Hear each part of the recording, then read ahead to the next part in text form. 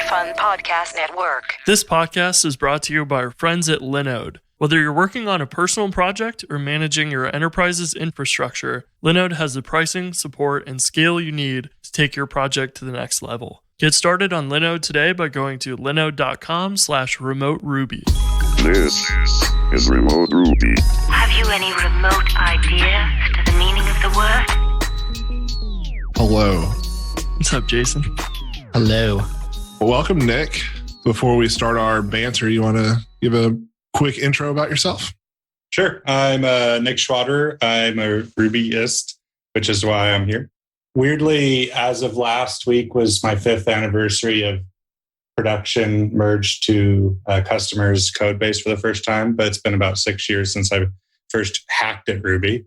I currently work for a little company some may know called Chef.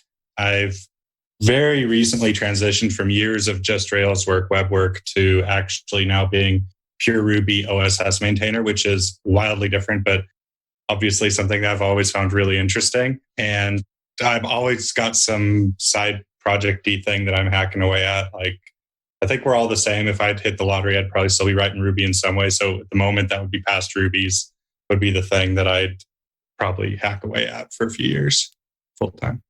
But my accent, I work in the Chef Belfast office in Northern Ireland. Cool. So I'm a ways away and a few time zones away from you today. So it's the end of my Friday. So I didn't know you lived in Ireland. And so when Chris emailed and was like, hey, I know you're some time zones ahead, I was like, oh, I didn't realize Nick was Irish. And then I could join the Zoom call today. I was like, Nick's not Irish. So it's been a pretty big day for me. A lot of emotions. Oh, yeah. This happens all the time. And since Chef is a global team and I'm in the Belfast office, but most of the teams in America, they'll just all assume that I'm in like Pittsburgh or something or San Diego. And I'll just be like, oh, yeah, we're here. Because some of the Belfast office people are integrated with people in America as well. So they're like, oh, if he reports to the Belfast office, but he lives in. It's fun. I love the distributed. Well, everyone is at the minute, right? Everybody's remote Ruby for most people. So, yeah. How's everyone? What have y'all been doing? Anything good? Oh, I've been packing. We move on Monday. So it feels like a whole week of vacation-ish. Like not working, but not actual vacation. So been strange. How about you guys? Oof. It's been a blur of a week. Not like for no reason in particular. I don't know.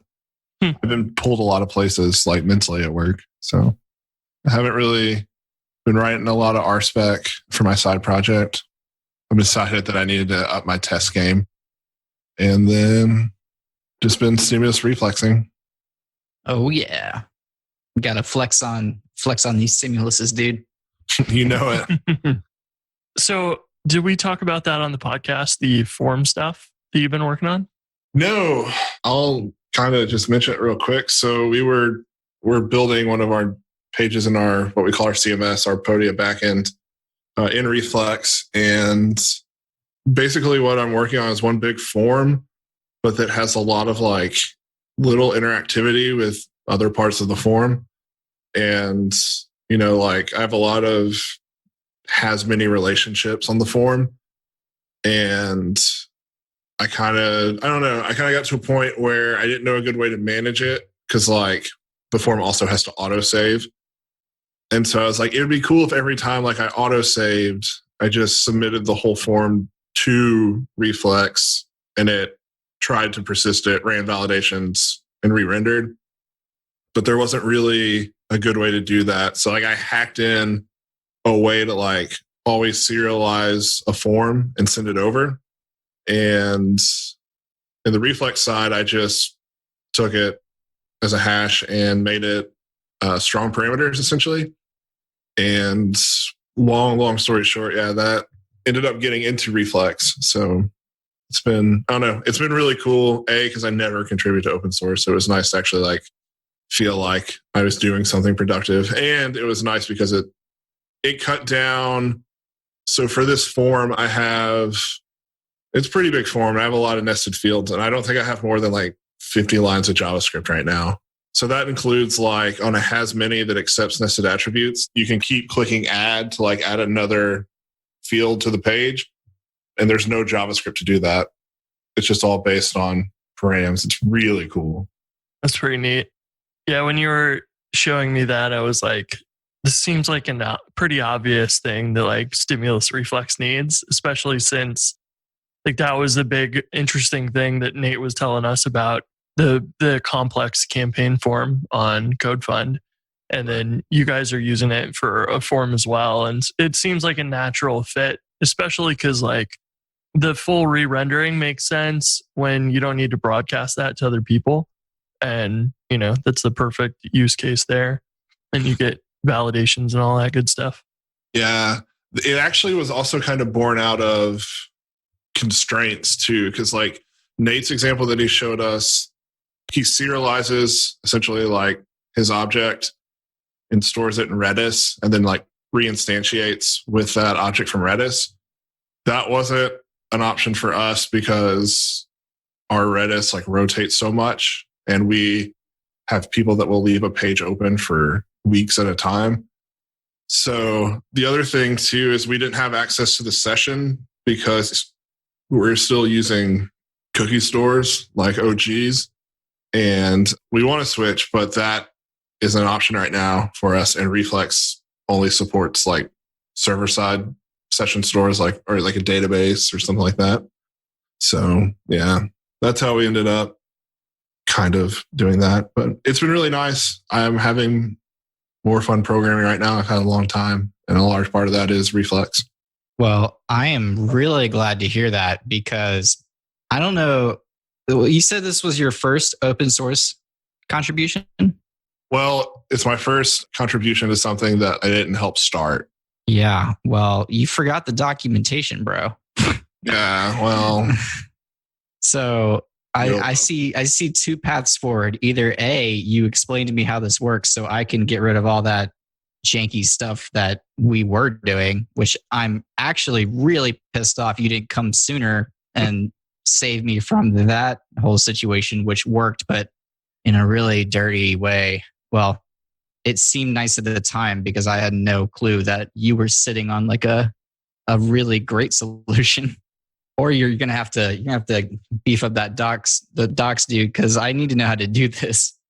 Yeah, I should do a docs PR, that or just remove the feature from the library. That's probably the easier thing. So you'd rather do both of those than explain? Okay. No, we can talk. We can walk through it. I can show you what we're doing at Podia sometime. So, but enough about me and reflexing.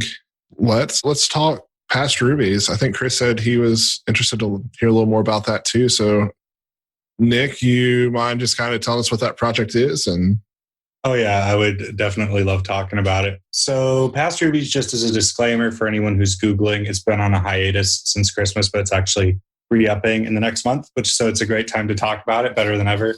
The reason for that is just after Christmas, my wife and I moved from England to Northern Ireland, and I changed jobs and lockdown happened, and we're locked down with the in-laws. And it's just, there's been too many things at once to unfortunately go beyond just surviving and working at the moment, right? So I'm sure everybody's had their own experiences with that.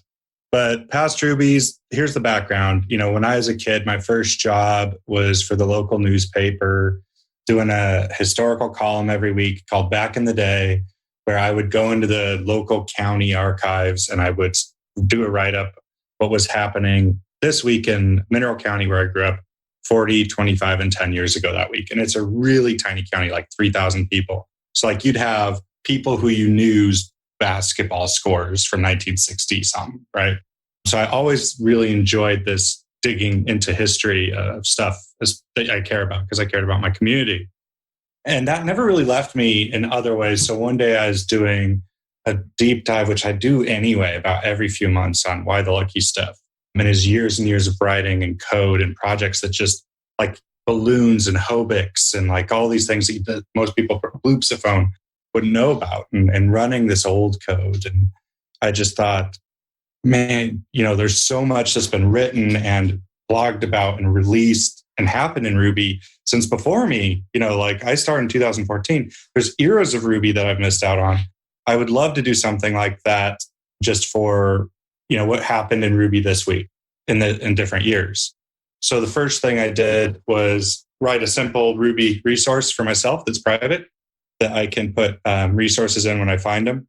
And it will have an adapter set up. I could go through the code some other time, but basically what I'd do is one time I'd write the code that could interact with this resource, say a blog that was written for 10 years. And then when I run the script, it'd give me every blog post that had come out in a tab for this week in history. So like 2008, 9, 10, 11, 12 this week. And then I just went hunting resources. And so it was like, probably the first things that I should hunt for to tell me what was happening in Ruby aren't actual individual blogs, but aggregators, people who are like the historians of their time. Like we look on ancient scripts now. And I actually have a few of my big ones that I'll use there. I'll read out here for you right now. So the first one I did, which y'all will know, is Ruby Weekly. It's been around for 8 years. And from 2012 to 2020, if you want to know what was happening in Ruby, Ruby Weekly is basically where that knowledge would be stored. The other one that Peter Cooper did, he had one prior from 2006 to 2014, which is Ruby Inside, which is very similar. So that's a resource that we pull from. And by the way, if you don't read Ruby Weekly, if you're listening, definitely subscribe. But then the one that's one of my favorites, and my podcaster friends here may remember this, Ruby 5 podcast. So that was on from 2009 to 2016, and it had 645 episodes because it came, and it was perfect for chronicling history because it came out twice a week, and it was 5 minutes long, and it was just literally about things that had been published, talked about, released. Because this is how you can find like a gist from like 6 years ago that all the famous Ruby people talked on that you can't find anymore. And then the final two that have really been helpful for me, Why the Lucky Stiff blogged very extensively and with great theatrics about what was happening in Ruby. This is before Twitter. This was before, people were going in 2004, 5, and 6. You had to go to someone's blog, know that it existed, type it in, go to the article, and then you'd see all the same faces in the comments. And that's where they'd have the discussion, not on Twitter. And you'd see, he did it over 2 blogs over 5 years. And then finally, DHH actually started writing in 2001. And there's resources on that. I could spend another hour and a half going through resources I found, but I started with these. And then there's this crazy web of, you can find what everybody was reading or linking into back then. And then you just go into that. And I'm slowly adding to those resources, now that I've got the really, really data heavy ones, add to that. So on writing it, literally what I do is I run the script and I have hundreds of things open up and I just read through them and figure out what are things that we don't remember, talks that happened, blogs that happened, are like some of the things I found, Why the Lucky Stiff and Aaron Patterson got into it. And it was a thing for a while and it wasn't super nice. And I had no idea because they're like 2 of the most lovely people that I know in the Ruby community. But there were some shots fired with accusations that Wise Nokogiri was really slow. But that was, by the way, I'm not reigniting beef. I'm just saying these are interesting little nuggets like that you find, or, Ruby on Bells was really fun when I found that. I was 6, 7 years old, maybe 10 years old. Rails getting rewritten at Google in 2009. It's just, anyway, I think y'all can probably appreciate this is a very selfish project because I love reading it. It just gives me an excuse to try and distill it into a newsletter kind of format with 4 or 5 links. Because I do feel that there's that pre-2009 period of Ruby where it was just so magical.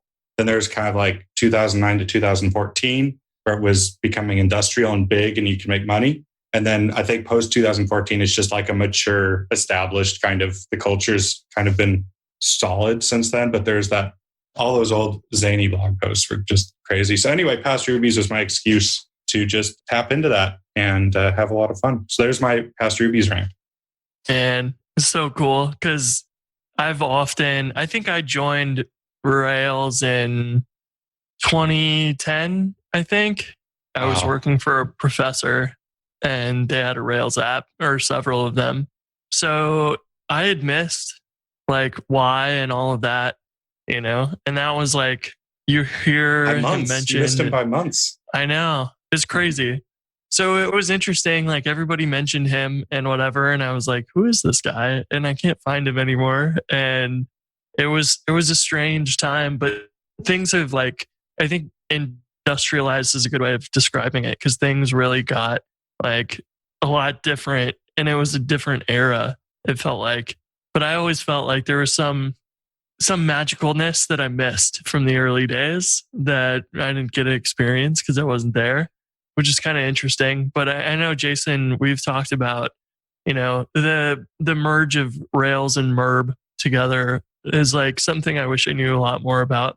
And I think Yehuda posted a blog post talking about, like rather than fighting, just come to the table and have a conversation with the Rails core team, and we'll work out our differences and see what we can do. And it's a fascinating article that he posted recently about that. I would be curious to know how many people don't even know about the Merb Rails. Yeah, because it wasn't really until it may have been, I got in 2012, and it wasn't 2016, 2017. I even knew that there was another framework that merged into Rails. Yeah, and I don't remember what, was that Rails version 2 or 3 or whatever? I guess it wasn't 3. Was it 3? Oh, okay. Yeah, and that's strange because I learned Rails 2.3 originally, and then Rails 3 came out, and there were some things rather than having a gem file, you had to do config.gem in your application.rb and define your gems inside there. And those little things were changing. The asset pipeline, prototype.js was the thing before they switched to jQuery. And, there was a lot of different things back then. And I hadn't done enough of Rails before that. So I don't really know the difference when Merb got merged in. But I would love to know, which pieces came from Merb and which were Rails things. I've thought about cloning the oldest version of Rails on Ruby gems and creating a new app with it and seeing how it goes.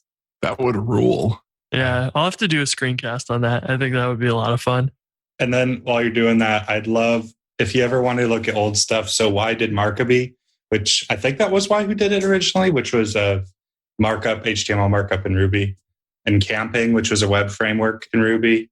And I definitely love taking the whole, there's so much of it that still works relatively well. Bloopsophone still works. That's a music generator in Ruby. But I definitely hear you for what can you still compile and build stuff in? And what was different? That's why Obi Fernandez's Rails 3 way. That's why I bought a used copy of that, because it's fun seeing how things used to be written. And not as much has changed as you'd actually think, So yeah, that's the interesting thing, and I think why looking at the historical stuff in Ruby and Rails and all that is these are all things that evolved over time, and people learn different ways of managing your dependencies in a gem file is a lot easier, and kind of is separate from your framework and stuff. And that tool gets introduced and adopted by everybody, and you can see it spread over time. And it's fascinating to see that stuff. And then it can give you ideas on we used to do things this way, but now we have another idea, and that spreads pretty fast and might give you other ideas on things that maybe need improvement that you hadn't even thought of before. Definitely. And one of the things I've found that the theme of Ruby then versus Ruby now is just the ability to share code, deploy applications, collaborate has gotten lint. Everything's gotten so much more developer friendly. I started out having Heroku create, so part of the reason I'm glad I'm with Chef is because I think one of my biggest blind spots was deployment and DevOps. And guess what? It's a DevOps company. So, but it used to be such a pain, people, trying to get their servers up and running and host. And you remember Ruby Forge and all these different things. And it's just a real joy to look through it, because it's for us, 2005 is ancient history. But it's not just from the code. I think the one things I really enjoy is you see these conferences that had everyone at it, like DHA. I think you and I may have talked about this because I think the last time I talked to you, Chris, there's somebody who posted RailsConf, or one of the OSS confs, 06 or 07. There's one that had, you can find this online, Flickr, pictures of Y and DHH side by side, and Y is playing a song and making fun of DHH. Yeah, I remember seeing a tweet of a schedule or something for that. And it was like, yeah, pretty crazy. And yeah, so speaking of Heroku, in 2010 or whatever, it was either 2010 or 2011, early 2011, Blake Mizurani came out from Heroku and went to our university and talked to the computer science club and showed us how to deploy with Heroku, like way back when in the early days. And it's like, it's pretty crazy to think that like that was something he did to a group of like 10 students way back when. Like they would never do that now. There's no need to, but it's kind of amazing to think back on those days. And I remember I went out to Ruby Midwest, was in Kansas City, and it was pretty small, maybe like 80 people, something like that, maybe less. And Chris Wanstrath from GitHub gave the opening keynote or whatever. And yeah, there was probably other big Rubyists there that I didn't even know, because that was right when I was getting into it. And I had no idea who was who and anything. I didn't even really know Ruby at all, but my friend was getting me into it and talked me into driving out there and going to it. So knowing who was there would probably be fascinating to me these days. Wow. And the one thing I'll say, and I think we're on the last days of it, is this is just an aside that I wanted to mention. If you're a huge fan of Ruby history and you're on lockdown, I think we're still in time for a few more days from when this probably will come out. But Brighton Ruby's alternative conference, so they're doing a remote conference this year, is going to be issuing a nice hard copy of Wise Pony Guide to Ruby, which many of us may have enjoyed in the early days. I've in fact shared it with non-Rubyist friends who thoroughly enjoyed just the read. But of course, I think it was always in a PDF because it was a free and open thing. So it's actually finally being made into a hard copy. So yeah. Thanks for reminding me about that. I meant to sign up and then didn't have something on me, or something happened and I couldn't, and then I forgot, but I've got to do that right now. So do I. I actually will be doing it today. So yeah, I was pretty excited. This is just an aside. I dropped it in chat, but he's hosting it on the platform for the company I work for, Podia, the conference. So I was pretty excited to see that. Wow. So Stimulus Reflex making that entrance. Sure. It's funny to hear y'all talk about this because, just like for context, when I came into Ruby and Rails, Chris is like the celebrity, which is it's now that still like weird. I know I've known you for like a little bit now, but when I first started out, like you and still are, like, I'm trying to think of a clean word, but the shiz. I was nervous to even like talk to you at RailsConf, funny enough, because I was like, oh man, he's like this big Ruby celebrity, like yada yada yada, nervous thoughts. But I've heard some of the words y'all have mentioned before, but never dug in, because it was like, why bother? I got all this jQuery stuff to figure out anyway. It's hilarious. Yeah, I remember the first Southeast Ruby. I hadn't really been to many Ruby conferences for a while, and then Jason put on Southeast Ruby, and it was like, I don't know, a third of the people there at least were like, hey, I watch your screencasts. And I was like, this is weird. Like, I just sit in my basement and record videos all day. So like, I don't assume anyone watches them. So it was a strange moment, but it's so cool to see all of that. And then like, there's those generations too of like, I learned everything. I watched every single video of Railscast like 10 times. Oh, yeah. When I was starting out, and that was like really the thing. Like, he had stopped doing that for like a year and a half or something, and I was in a place where I was like, I don't want to work for anyone anymore. I want to try and make a product or something. And I started doing courses, but I don't know how to do marketing. And I was like, well, people miss Railscast, and I really miss Railscast, so maybe I'll try doing something similar. And here we are. It's pretty nuts.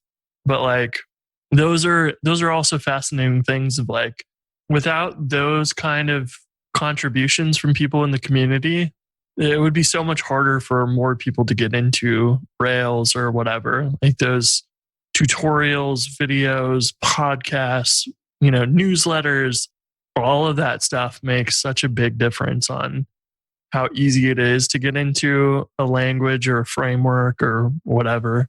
Quite a amazing thing to be part of that.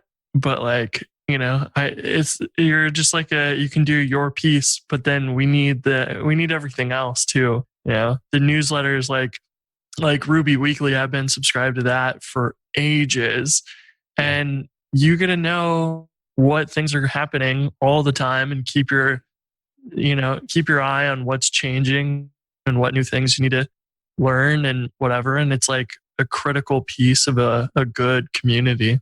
That's super cool, by the way, Chris. I didn't know that there wasn't an overlap. Like I knew, and I didn't mention that. That is another core resource. I think it's still there, and Railscasts are a part of history. You really get to see how things were differently done in much earlier days of Rails to this day. I'll still go on some of them, but a lot of times I'm like, oh, wait, we don't write it that way anymore.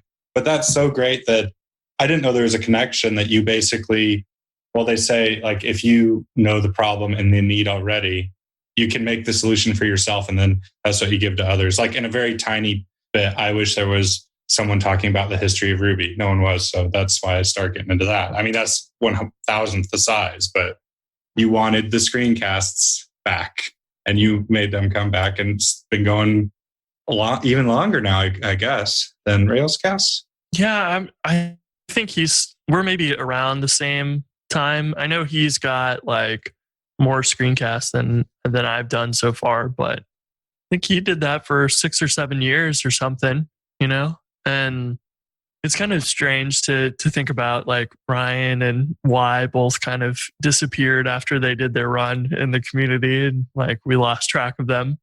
But I hopefully won't be doing my disappearing act soon.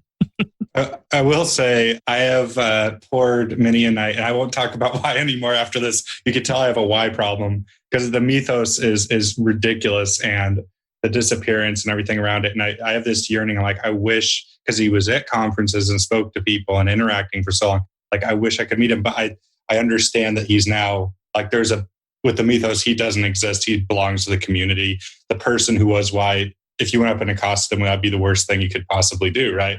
But for the listeners who hadn't heard of this, and this is the last piece of history, I'll say, I think 4 years to the day, possibly, of his disappearance. So, Chris, you would have been around for this. I would have just missed it. It was 2013.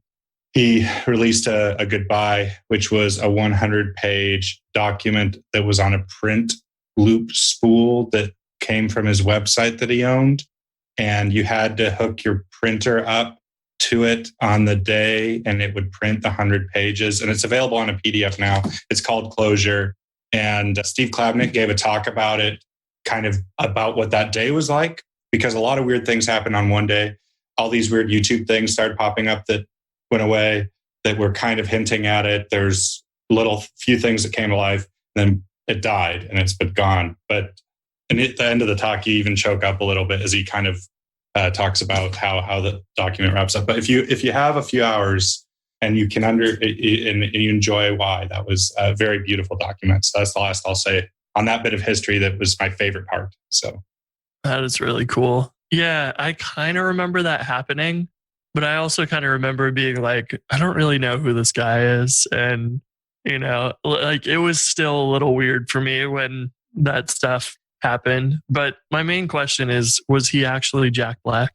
Could have been all along. They look very similar, but have you ever seen them in the same place? No. There you go. There's your answer. You know who I also haven't seen in the same place? Jason and Batman. Beginning to put the puzzle together. I too have never seen us in the same place. It's funny you bring up Railscast. I watched a Railscast video this morning. So, which one? The one on polymorphism. Still completely relevant. Like, there's like tiny little things you need to tweak, but like still good.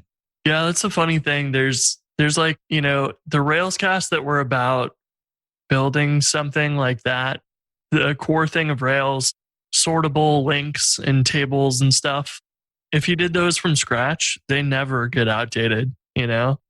And then those are still relevant today, which is fascinating. And then some of them are like a gem or whatever that, you know, got outdated in version 2 or whatever. And those are not useful anymore, but they're like, this is how we used to do things and we might do it differently now. But it's really cool to see this, that some of those are like 10 years later, still relevant, still basically the same thing. And it works just as well now as it did then. Yeah. I'd rather convert 10-year-old Ruby to now Ruby than convert a jQuery plugin that was written 2 years ago into ES6. Oh boy, don't get us started on all that. At least you're not porting a prototype JS to jQuery to, you know, Stimulus or whatever now. That's not a fun process. I don't even know what prototype is, so yeah, take your word for it. Yeah, it was like built into Rails way back when, like, you know, what was it, like Rails 3.1 or 3.2 that added jQuery as the default. And man, I don't even remember. There was a time before like the, you know, jQuery UJS library too. That's kind of fascinating.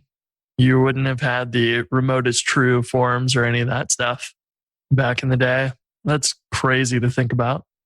Yeah, I can't even imagine. I'm over here trying to write some TypeScript, bro. Like you're talking about 20-year-old JavaScript, 10-year-old, whatever, same thing. You know, we'll have to like rebuild Jumpstart in Rails 0.8 or something, whatever the oldest one that's out. I worked with a Rails 2.02 app at my last job. It was like legacy. Like our job was to basically rewrite that app in a newer version of Rails. Like we weren't even trying to upgrade it.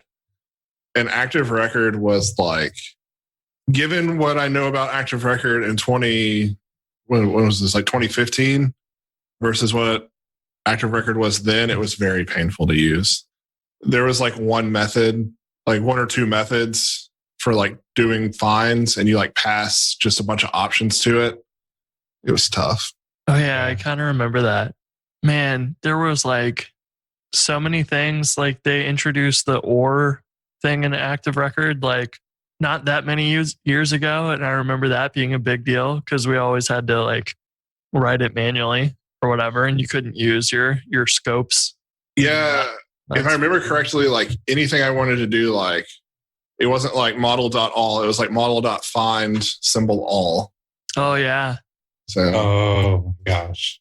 Yeah, and it's interesting to see those, like, because there's probably a lot of the complexity that changed over time because they were like, well, you know, we'll build a simple version of it, and then they realized like, nah, we should actually have separate methods for this that's more descriptive and, you know, is less exceptions for the, you know, checking to see if the symbol matches all or if it's a number for the ID and all those things. I'm sure that was quickly found out like, this works, but it's also way harder to maintain. And it's probably interesting too to think about all the people who are on the Rails core team that have come and gone and, you know, been part of the maintainers for however many years. I'm sure that'd be interesting to see all that. Yeah. And I can only help but think that API back then was probably mind-boggling. It's just funny how things progress.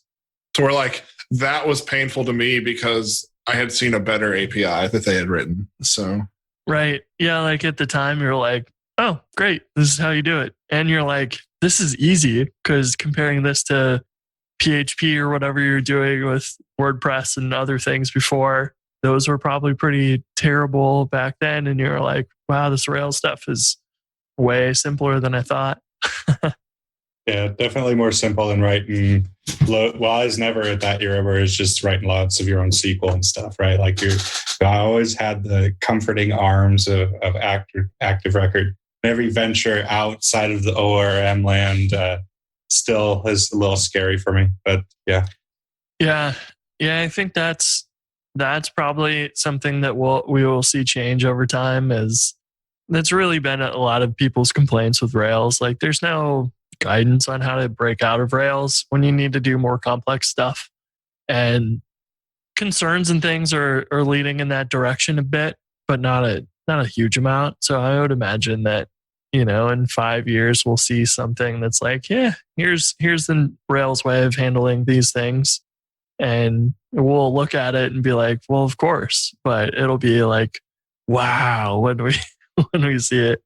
So yeah, it's pretty fascinating. I love all this stuff because there's so much stuff you can learn from the old things, like just the decisions and mindset of how things were. Like, people are talking about with, the JavaScript frameworks these days, like they're all like, yeah, we've done this before in Java and other building desktop apps and stuff. And it's like sort of reinventing the wheel, or like applying old practices in new ways in JavaScript in the browser. And so, there's probably so many people like us who we may not have done those older approaches, and then, they seem novel and new to us, but it's like, yeah, recycling these ideas because they're still useful. It's kind of fascinating. Chris, you've thrown shade at concerns twice today. I'm going to point out, and I happen to really like concerns.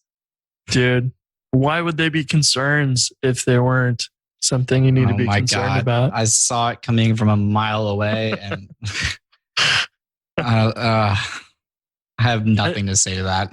I think concerns are pretty fantastic because you can, kind of encapsulate like the whole concept in one module. Have you guys ever seen the Gilded Rose Kata? It's like a little programming challenge. So the thing is, like, you have these different, cheeses or whatever, that like some cheese gets better, or foods, some cheese gets better with age, and quality goes down with other things over time, and so on. And what's his name? James Gray II, is that right? Yeah. He's got a solution in Ruby on GitHub somewhere that used modules and includes them dynamically to solve it. And it was the most elegant thing I had seen in Ruby in a very long time. And I was like, wow, this is awesome. And then concerns came out in Rails, and I was like, this is the same solution. Like, this is perfect. I'll have to find the link to his solution on it, because I think it's super duper fun to go solve that problem yourself. Go do it without looking at his solution. You're going to start doing your if statements and whatever else and inheritance and things. And he doesn't do that. He uses modules and includes them. And his solution turned out to be like 10 times way more cleaner than mine was. And I was like, woo, this is interesting. And yeah, so I joke about concerns, but I think they're a similar concept. It can be confusing if they're not named well, but that is how it goes. I had been working in Rails like a year and a half and had never touched code inside of a concern until I met Nate Hopkins. And now I'm not going back. I'm in. I'm sold. Everything in CodeFund that's in our concern folder, I'm pretty sure, ends in ABLE. And I'll never forget the look of joy on Nate's face when he finally figured out like the perfect word for this thing. That I was like, Nate, that's not a word. He's like, yeah, but that's the joy of it. We get to create our own word now. But it surprisingly makes total sense. Like, if you look at it now, I like concerns. I ain't going back to interactors. You can't make me. I like both. Like, I remember on some projects I have used interactors, but almost exclusively for, the interactor gem. I've used it for chatbots, so I can chain things in a line. But I have enjoyed concerns as well, the Railsy concerns, in controllers and models is buckets to throw things because code has to go somewhere. And when you keep writing it, it gets wild. But I'll say to your point, Chris, like it is really fun when you get to see people that you admire or tackle tricky problems that you haven't tackled yet or that you have tackled. Honestly, I very recently, so where I started, my project is open source. So all sorts of people have worked on it. It's called InSpec. Just the quick one-liner on it is it's compliance as code. So an area of tech I wasn't very familiar with before this is there's a lot of compliance and security audits. So there's standards where you might have 1,000-page PDF document from CIS or something that literally says, this is the security thing. You have to run this in the terminal on this operating system and have this result to pass. And then people would have to go through these and manually do it and audit it. Whereas we allow you to write essentially Ruby code that's RSpec-like, where you could do it on thousands of instances with thousands of tests and do all your reporting automatically. So very, very interesting stuff. But I bring that up because those are tricky problems that might involve metaprogramming or tricky things, especially when we're writing our own tests for our own stuff that are tests off of our spec in a way. But one of the prior maintainers was Ryan Davis on this project that I worked on, who you may be familiar, has started all the things. Actually, I should talk to Ryan because Ryan's history is, he would know, like his blog posts are a big resource since like 2002 or 3 in Seattle, but most famous possibly for being the owner of Minitest, but so many other things, Flog and Flay. But it's cool seeing how he approached some of these problems that I'm now working through. And he always had flair, by the way. His commits and his way would be a bit spicier than the average developer. Funny you bring that up because I've been doing like Chris's tutorials basically to learn how to write Rails at an internship. And I was able to go to RailsConf because I volunteered and they gave me a free ticket. And I was doing volunteer duty and I was standing outside of the speaker room, which was like for someone just learning Rails, like, googly eyes, just like seeing who was in there. I would be more now knowing who they all are, but I'll never forget Ryan Davis. He ran out of the room and he walked up to Evan Phoenix and he was like explaining to him that Ryan has authored the most gems in the Ruby ecosystem. Like, I think he said like 1,000 or something, like some crazy number. And I'll never forget that because as soon as they had that interaction like right in front of me, and then Ryan like went back into the speaker room, and then I immediately jumped on my phone. I'm like, all right, who is this guy? Who is this guy? That's definitely one of the beauties is you could look and see like everything he's done because since it's all open source, we're very lucky to have that where all the best bits really are all things that we can look at and play with. And that's right. You are right. I didn't want to confirm it, but I thought he had written an insane, unbelievable number of gems. And if you look at his website, he's updating them all the time. Yeah. They're not like my gems, which die, which work for about a year and then I forget about them and they have like 4 stars and then go away. But yeah. Andrew Kane, pretty good hustlers in the Ruby community. Oh, that's right. I forgot about. Did Andrew Kane do Search Kick with Elasticsearch? Yeah. Okay. Yep. And countless other. Lately, he's been on a kick of doing machine learning stuff in Ruby, which has been particularly bad for a long time. So, everybody was like, well, if you're going to do any of that stuff, use Python or some other language. And the assumption was Ruby was bad for it or whatever. And it's really awesome to see that he's putting a ton of time into that. But yeah, I think he worked at Instacart, and I imagine that inspired a lot of the projects because they seem and he has some really good sort of guides too that are like production Rails security and other things that are like, just here's all your big long checklist of things to think about for production or whatever. And they're awesome. And he does the strong migrations gem too, which has been particularly good to catch some bad migrations you might accidentally write that also are aware of the Postgres version you're using, which is also awesome because some of them don't matter in newer versions of Postgres and it'll complain only in the older ones, which is sweet. So yeah, those 2 guys are crazy. That's so cool. Like I've always had a lot of respect for our OSS maintainers and owners. I will obviously say, and I guess something to mention for today is, I did make the transition from web dev Rails world full stack, which I still do. I'll never stop doing, but that's more of a nights and weekends thing now. But now I'm fully like OSS maintainer, just Ruby, which as someone who didn't particularly enjoy like the HTML, JavaScript, CSS part of my day, like I do it and learn it, but that wasn't the most fun part. I do enjoy being fully Ruby, but oh my goodness, it's almost like a whole other part of the stack, which is the community relations maintenance part, which is so important.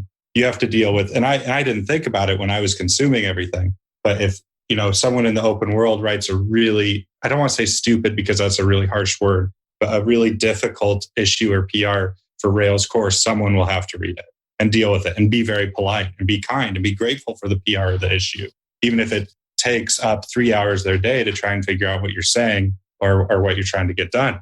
And, that is myself and my team, like we actually have to dedicate part of our day and mental space to not just reading what comes in from the world and approving or reviewing or handling it, but also letting that conduct our workflow, because something might come in where, oh, this is actually a really, really good PR, but it has 2 things wrong with it. I'm going to have to spend a couple of days working with this person to get it to work, right?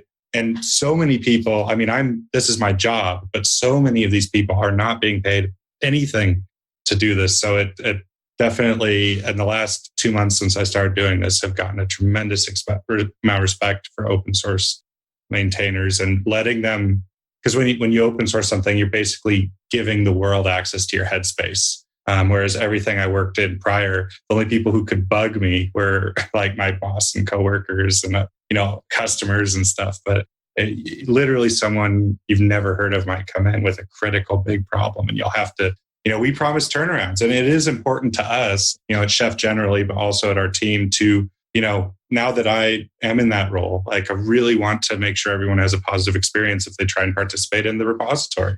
Because sometimes we've all filed issues that sit there for 4 years and never get responded to or ignored or maybe not treated very nicely, maybe closed with kind of a harsh comment saying this is the wrong place or you don't know what you're talking about. So we try and be kind of the attitude that we enjoy as Rubyists for everyone. So it's a very, very different world. So people like Ryan and the other individual who I just named but the fact that they're doing so many of these, it takes a different kind of person. One repo is enough for me. That is all I can handle, and it's literally my job. So I really respect those folks.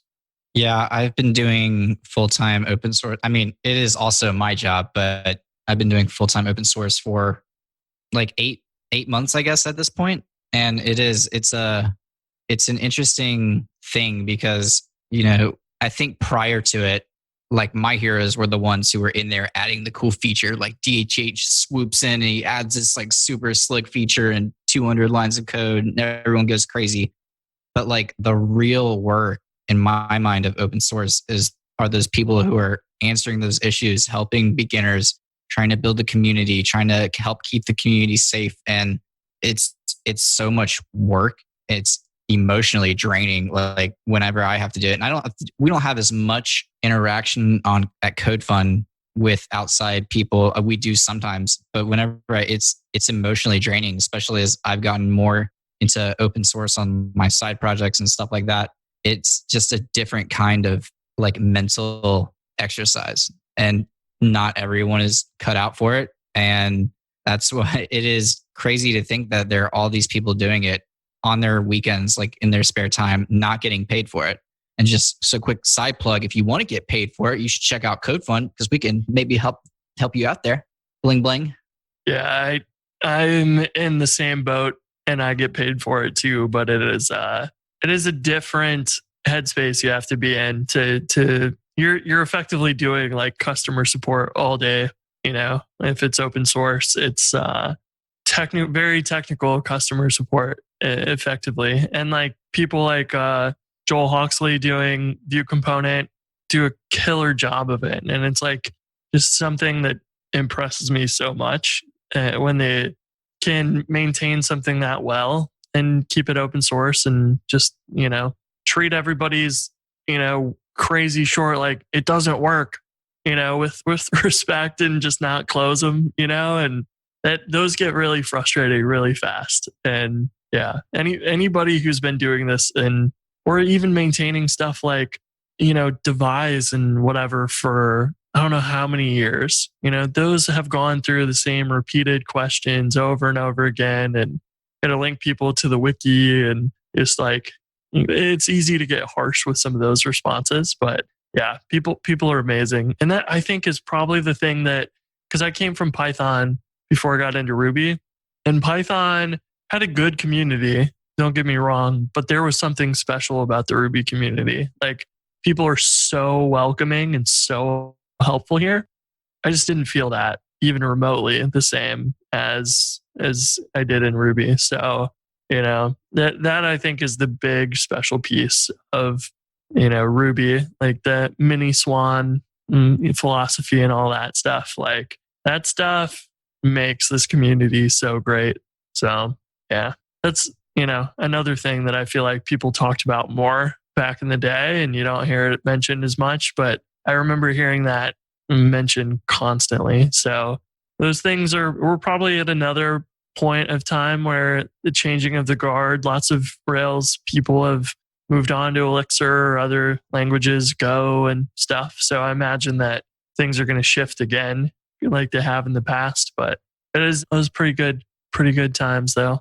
Before we get too far from the open source and commenting and stuff, I will say that I know we've all seen them, and if you haven't, then count yourself lucky. But like that horrendous GitHub issue where things just go completely sour and people are angry, and it gets to a really ugly place, and you kind of look at it and you're just like, holy crap. Like, I guarantee you, if you spend a day, 2 days, 3 days just answering GitHub issues on like Rails core or some other popular open source project, you will never even think about going into an issue and just getting all pissed off at these people who are volunteering their time to like help you. It's just that I see things like that and it's just appalling. But I guarantee you those people also are probably not maintaining open source projects. Yeah, I totally hear you there.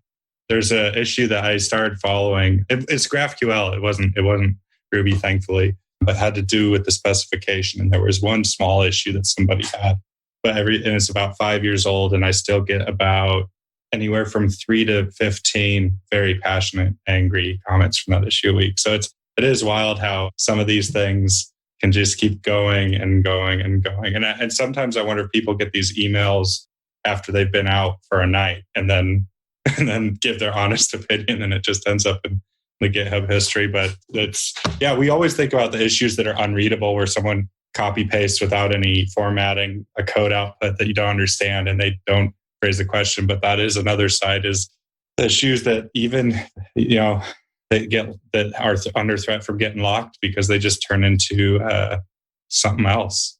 So yeah, it is a wild world out there on GitHub. And just kind of linking past Rubies into it, like, there is no great way to know where the great discussions have happened unless you stumble upon it now.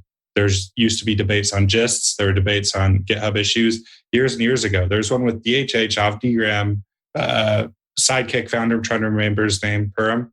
Yeah. And about 4 or 5 other people that you know. And they're just talking about how some code was organized in a gist for a controller. So that's Twitter's a bit more organized. It's horrible, but I've very much enjoyed it. For if any of you post something, I generally will find out about it. So that's wonderful. But yeah, there's a tremendous amount happening on GitHub, and it's not a very, very small part of it is code. It's also a very small part of our jobs is code.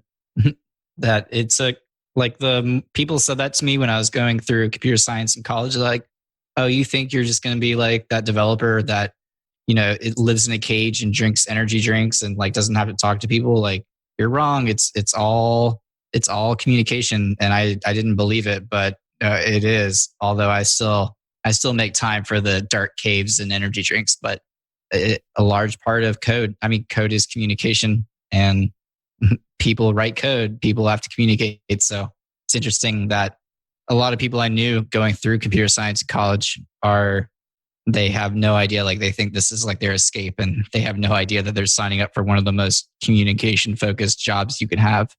Yeah, I've always felt like programming is more, well, the reason I like Ruby so much is like, yeah, we have to talk to the computer and make the computer understand, but we more importantly have to write code so that other people can understand, how this thing is supposed to work. And that's the beauty of Ruby, is you're writing almost like you're writing English, those little things make a big difference. But yeah, well, we have run out of time. So thanks for being on, Nick. This has been super duper fun.